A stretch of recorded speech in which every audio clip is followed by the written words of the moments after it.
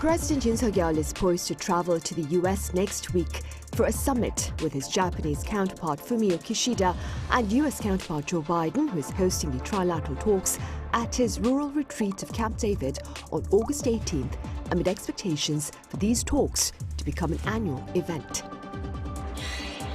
So what security issues look to top these talks? How does Japan's planned discharge of its Fukushima radioactive wastewater look to affect the upcoming summit? And does history look to hinder greater partnership between South Korea and Japan? Welcome to Issues and Insiders. Today we share with you a preview of next week's planned three-way summit among the leaders of South Korea, the U.S. and Japan at Camp David.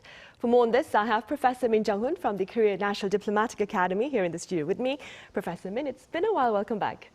My pleasure as always. I also have Dr. Stephen Noerper at Asia Dialogue live on the line. Dr. Noerper, as always, it's a pleasure. Sunhee, thank you. Right, Professor Min, let's begin here in the studio then with perhaps a general overview of the issues that are likely to be addressed by the three leaders on August 18th at Camp David. What security concerns look to top their talks? Yes, as you mentioned, the trilateral meeting among the three leaders will be held at Camp David on August 18th. And it will be the first standalone trilateral summit among the three countries, because in the past, the leaders of the three countries only met on the margins of other international or regional meetings. In addition, it will be the first summit meeting to be held at Camp David since President Biden took office. So it is likely that the upcoming trilateral summit will be a historic event in itself, and it will be a good opportunity to enhance trust and friendships among the three leaders. Now, regarding the agenda of the summit, it is expected that the three leaders will talk about policy coordination about the North Korean nuclear and missile threats and their cooperation on economic security and other major regional and global issues. And for your question, the top security concerns, I think it will be the North Korean military threats. So it is likely that the three leaders will exchange their opinions about the North Korean the military threats and reaffirm that North Korea should give up developing illegal weapons and stop the military provocations, and also the Pyongyang should come back to the negotiating table.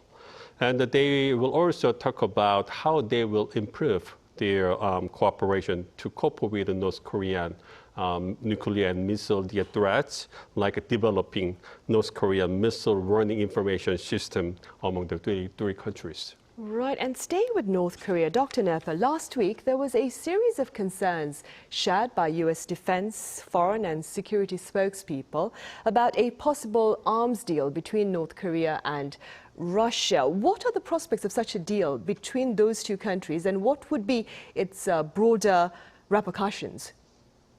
Well, it was an interesting development. Defense Minister Sergei Shoigu was in Pyongyang, as was a senior Chinese delegation, and they were both in the presence of DPRK leader Kim Jong-un.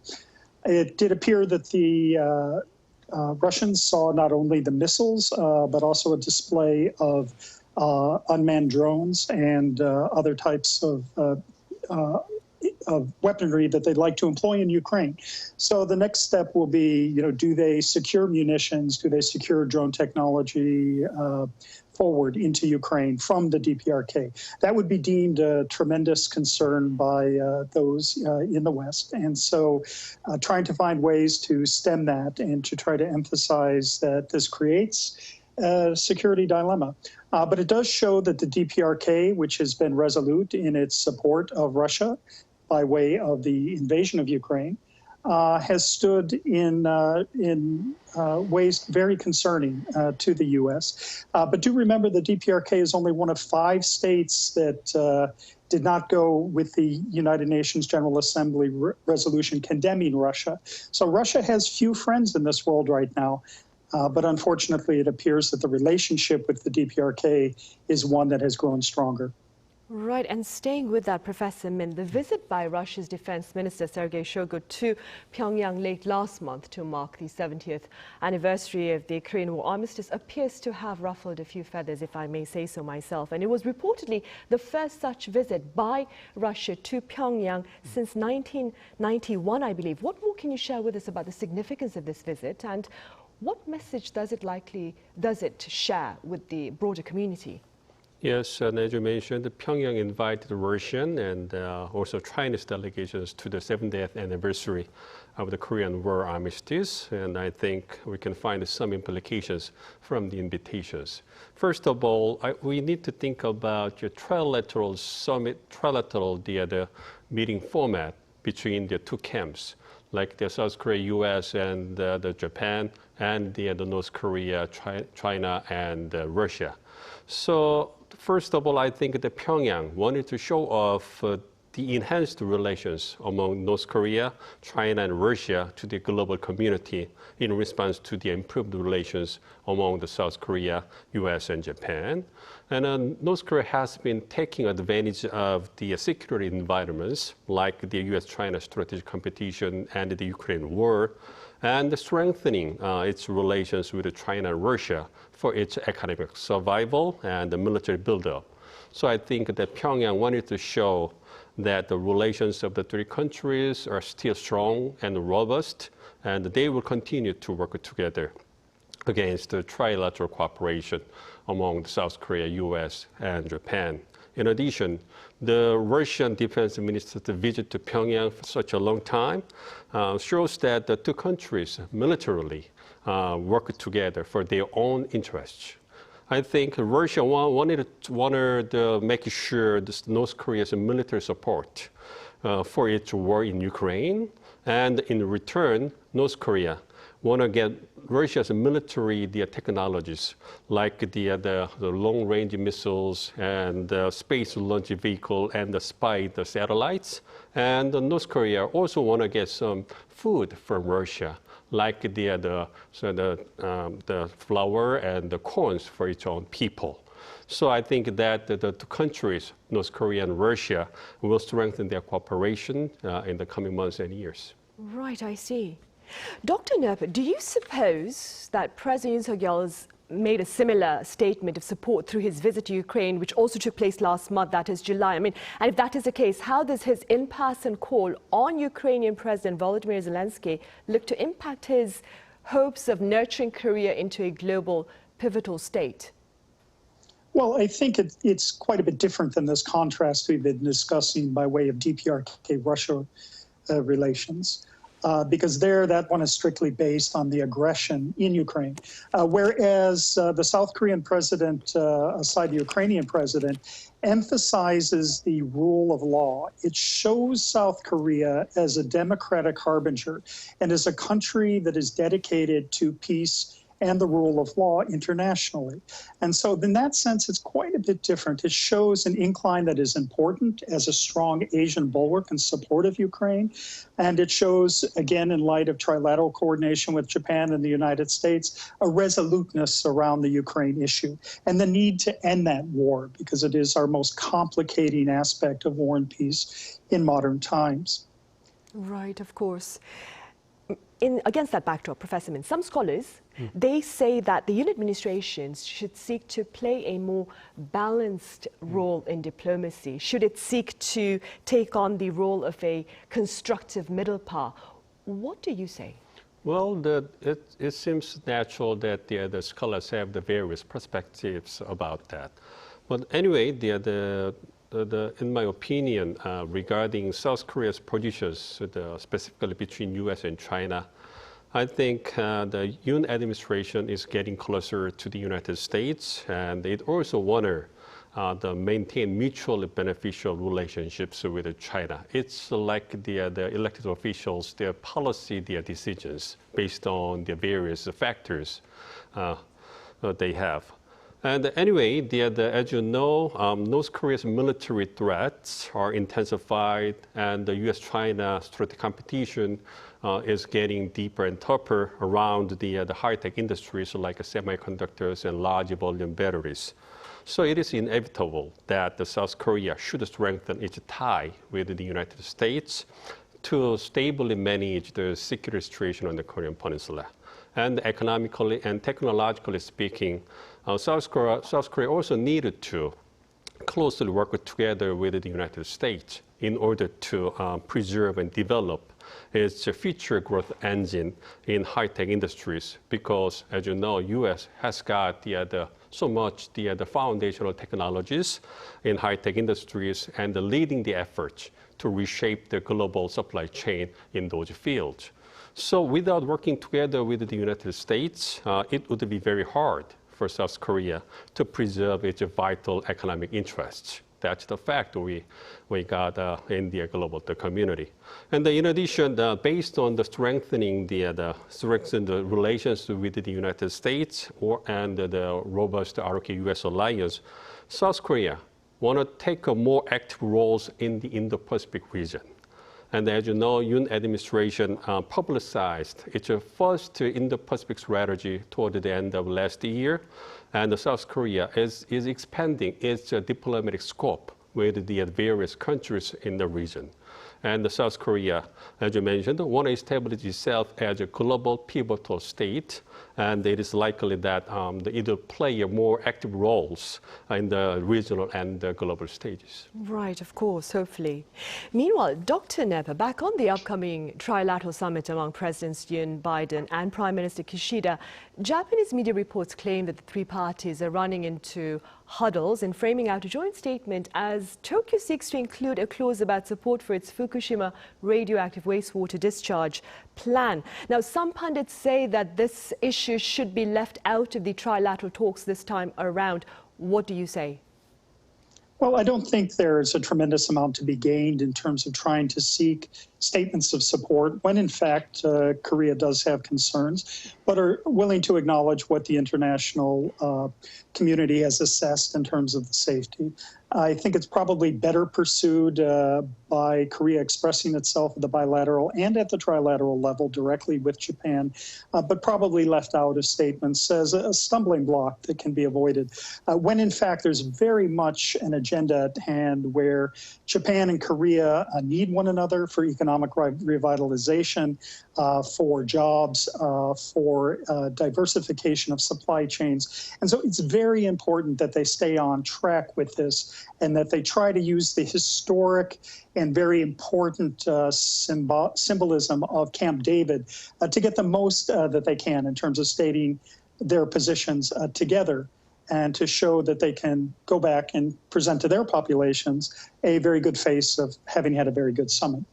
Right, hopefully, of course. Professor Min, do you see concerns over Tokyo's planned discharge of Fukushima radioactive water, as well as perhaps its territorial claims over Dokdo and its denial of the plight of comfort women as eventually hindering the possibility of greater potential partnership between the two countries? Well, the historical disputes between South Korea and Japan were in the past, and it's still in the present time and will be there in the future. As you know, it will take time to resolve certain historical issues between the two countries. It's mainly because both countries have their own domestic political considerations in relation to the issues. And therefore, it would be very hard to narrow down the gaps between the two countries. So I think that, like many other the experts about the issues, I also think that the two countries needed to take the two-track approach to maintain and improve their partnerships.